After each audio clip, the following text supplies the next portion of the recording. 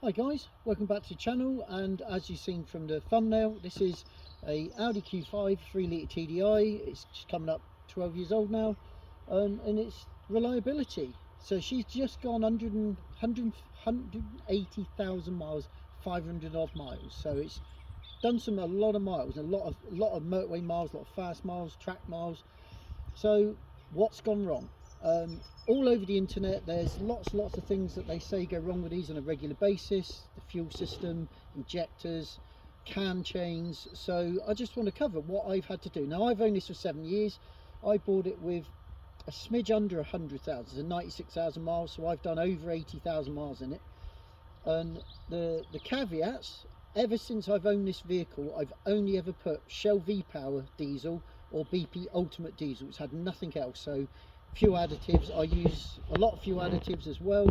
So and because of that, it's possibly why I've never had an injector failure, pump failure. My fuel system is absolutely amazing. It runs spot on, ticks over at 600 revs. It's smooth as silk, and it has been the whole time I've had it, and I don't know of anything else that's gone wrong. So you know, that side of it has been phenomenal. As for cam chains is another issue that these are supposed to suffer from. Now, this one, whisper quiet, and it's on the original cam chain, but again, I think the oil service intervals on these is either 12 or 15,000 miles, but I do it every 6,000 miles to 7, you know, so I'm changing it twice for what the Audi want for once. So cam chain absolutely fine, still is fine, you know, touch wood. But other than that, they're not really known for an awful lot else. Like, I know swirl flaps is another one. This is the later engine, so if they do break, they don't ruin the engine. But again, I've had no problems with that. And the I think it's the throttle positions, there's a little cam on them, and when they don't return far enough, they flag up a fault. I've not had any problems like that.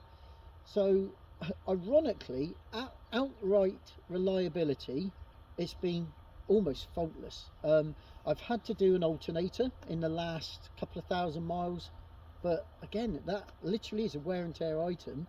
And ironically, I did the battery about 2 months before that, so the battery died, which I originally thought was the alternator, and it wasn't. It was a battery, and then I put a new battery on it. That needs coded on, but then the alternator gave up anyway, so new alternator went on. It's a total faff for this one because it's obviously it's an automatic, and the actual gearbox coolant lines go across it, so that has to be separated, and the gearbox had to be topped up again. So reliability wise, to be fair, it's been amazing, absolutely amazing. But like I said, I service it overly regularly. I only use the best fuels, but I have had some big expensive things done to it. Now, this is kind of semi-future proofing. So we do a lot of motorway miles. We drive in Europe a lot, and we go to tracks a lot, so it gets a lot of hard use. And I did break the discs. So I broke these. Come standard with floating discs.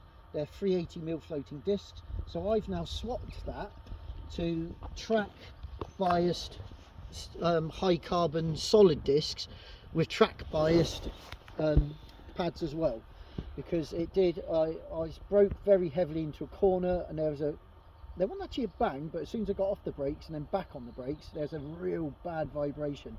So anyway, we limped the car home, and it turned out we'd broke where the little legs hold the disc on, it had sheared it off.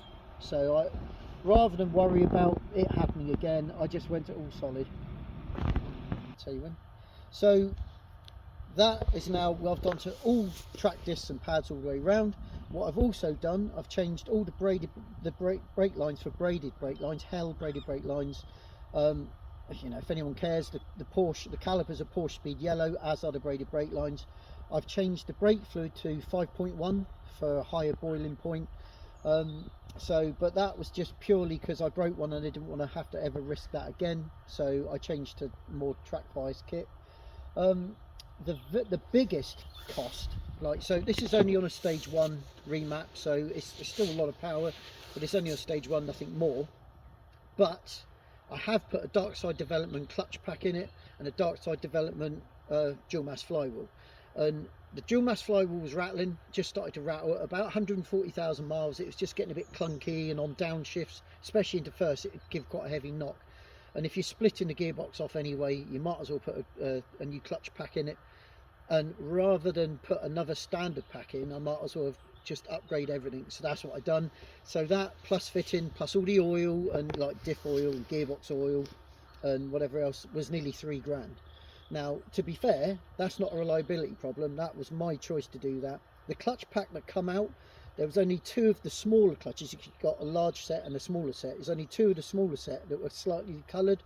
So and the actual friction material was fine. They would have done another 100,000 miles. So that was purely my own choice to do. So, just like the brakes, that's not a reliability. That was putting through a lot more stress than I suppose maybe they're meant to be. But yeah, other than that, all the electrics work, everything on the car has been faultless. So if there's anyone got any questions about it, or what I do to them, or what I have done to this one, just chuck it in the comments. I hope this has helped. Let us know in the comments anyway. Like and subscribe. See you in the next one. Cheers, guys.